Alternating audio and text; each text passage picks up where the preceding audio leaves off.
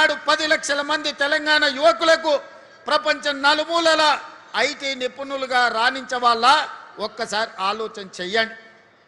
అదేవిధంగా ఆనాటి నుంచి ఈనాటి వరకు రామాయణంలో రావణాసురుడు ఉన్నట్టుగా ఈనాడు మన నగర అభివృద్ధిలో రావణాసురులు, మారీచులు, సుబాహులు, శుక్రాచార్యులు అందరూ ఉన్నారు. శుక్రాచార్యుడు ఫామ్ హౌస్లో వండిండు, మారీచుడిని, సుబాహుల్ని మన మీదికి వదిలిండు. పెద్ద రాక్షసులు, పిల్ల రాక్షసులు కలిసి ఈనాడు భారత్ ఫ్యూచర్ సిటీని మేము అడ్డుకుంటాం, మేము రద్దు చేస్తామని అంటున్నారు.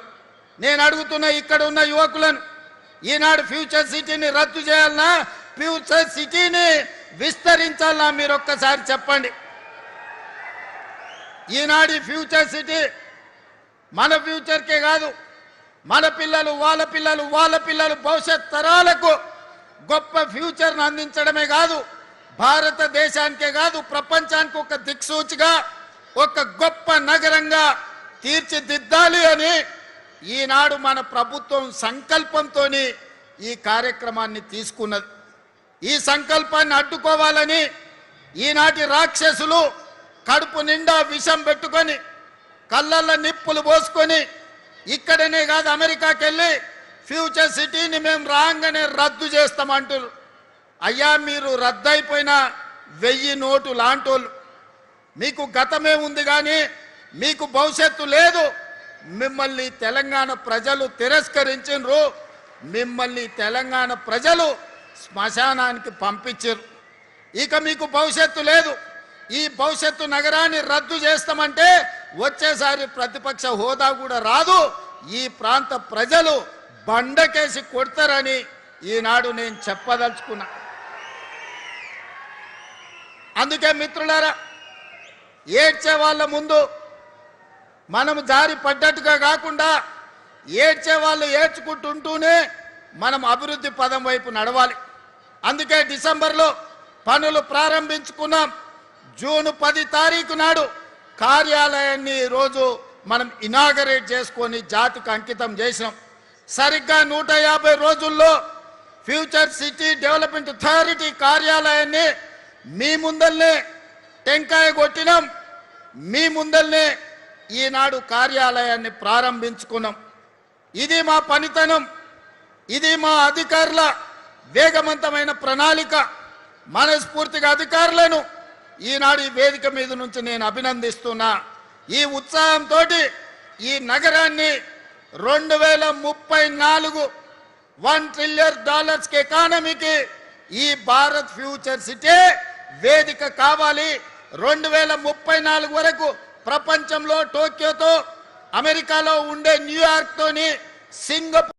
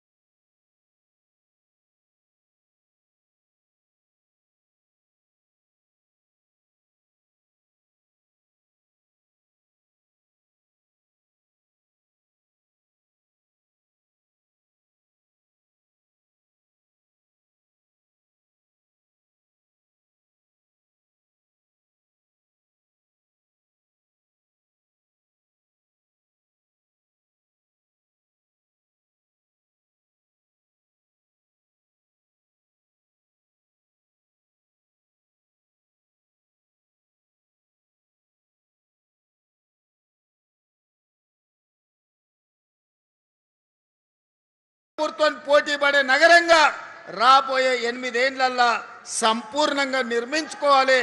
దానికి అవసరమైన ప్రణాళికలు సిద్ధం చేసుకోవాలని చెప్పి మా అధికారులకు ఆదేశాలు ఇస్తున్నా. హైదరాబాద్ నగర ప్రజలకు, తెలంగాణ మిత్రులకు నేను గుర్తు చేయదలుచుకున్నా. తొలకరి వర్షాలు నిన్ననే పడ్డాయి. పెద్ద ఎత్తున వర్షం పడలే, రోజంతా వాన పడవలే. కానీ 2 గంటనే హైదరాబాదు నగరంలో వాన పడితే రోడ్లు ఎక్కడికక్కడ స్తంభించిపోయినాయి. రోడ్ల మీద మొత్తం వర్షపు నీరు వరదలై పారింది. ట్రాఫిక్ అతలాకుతలమైంది. కిలోమీటర్ ప్రయాణానికి 2 నుంచి 4 గంటలు పట్టింది. అంతర్జాతీయ నగరం అని గొప్పలు చెప్పుకుంటే సరిపోదు.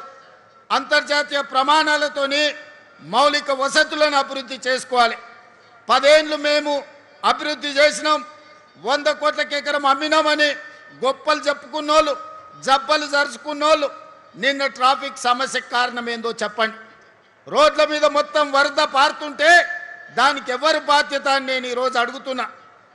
పోయిన దుర్మార్గులు చెరువులు, నాలాలు, కుంటలను కబ్జా చేసుకొని, పబ్లిక్ పార్కులను ఆక్రమించుకొని, ప్రభుత్వ భూములను చెరబట్టి ఈనాడు అక్రమ నిర్మాణాలు చేపట్టబట్టే ఇవాళ చెరువులలో ఉండాల్సిన నీళ్లు, కుంటలకి వెళ్ళాల్సిన నీళ్లు, నాలాలో ప్రవహించాల్సిన నీళ్లు, వర్షపు నీళ్లు మొత్తం రోడ్ల మీద ప్రవాహమైంది.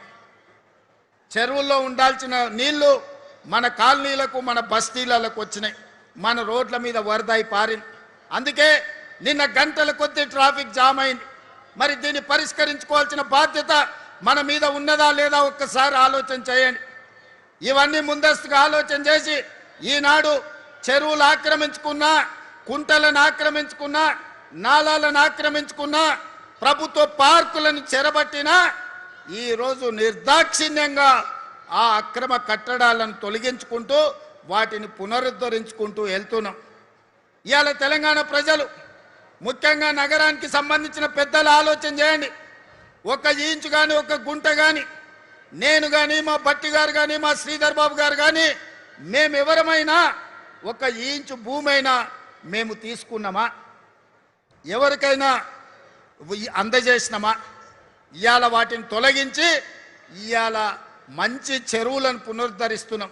లేక్ ఎకానమీ అని మా అక్కలకు, ఆడబిడ్డలకు ఈ లేక్ల చుట్టూతా మంచి షాపింగ్ మాల్స్ డిజైన్ చేసి కూరగాయలు అమ్మడానికి, పాలు అమ్మడానికి, పండ్లు అమ్మడానికి ప్రజలు వాకింగ్ కోసం వచ్చి పాలు, పండ్లు, కూరగాయలు తీసుకెళ్లడమే కాకుండా వాళ్ళ మన్మన్లను, మన్మరాలను ఆడిపించుకోవడానికి ఆట స్థలాలను ఈరోజు లేక్ల చుట్టూతా మనం అభివృద్ధి చేస్తున్నాం. రాజేంద్ర నగర్లో బుమరక్ దౌలా అని నిజాం సర్కార్లో ఉన్న గొప్ప చెరువును ఆక్రమించుకుంటే ఆక్రమణలు తొలగించి ఈరోజు పునరుద్ధరించడం.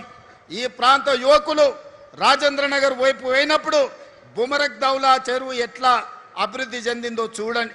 కుక్కట్పల్లిలో నల్ల చెరువు చూడండి, హైటెక్ సిటీ దగ్గర తుమ్మిడికుంట చూడండి, లేకపోతే సున్నం చెరువును చూడండి.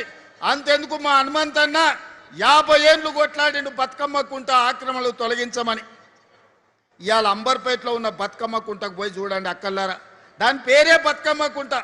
వెనకటికి ఆడబిడ్డలు బతుకమ్మ ఆడి బతుకమ్మల్ని ఆ కుంటలో వదిలేటోళ్ళు.